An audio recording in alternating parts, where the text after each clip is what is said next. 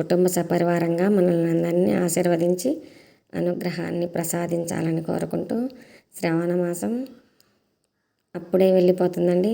5 శ్రావణ సోమవారాలు, 4 శ్రావణ శనివారాలు, 4 శ్రావణ శుక్రవారాలు, 4 శ్రావణ మంగళవారాలు ఇలా చేసుకుంటూ స్వామివారిని, అయ్యవారిని, ఆంజనేయ స్వామిని అందరినీ పూజించుకుంటూ ఇట్టే వెళ్ళిపోయింది శ్రావణ మాసం చివరికి వచ్చాము. ఆంజనేయ స్వామిని ఇలా ప్రార్థించి మన కోరికలన్నీ స్వామి పాదాల చెంత ఉంచి కోరికలన్నీ తీర్చుకుందాం.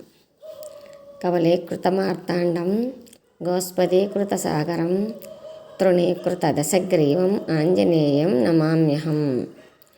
సూర్యుని ఆరగింపు బలంగా సాగరాన్ని గోష్పాదామంతం మేరగా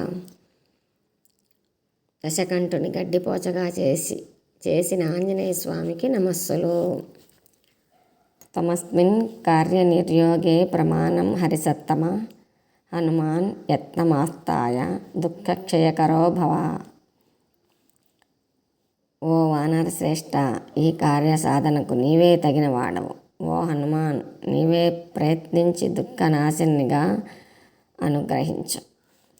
శ్రీ జానకి శోకహర్త హరిమర్కటమర్కట లక్ష్మణ ప్రాణదాత చ పాయాన్మాం రామకింకర.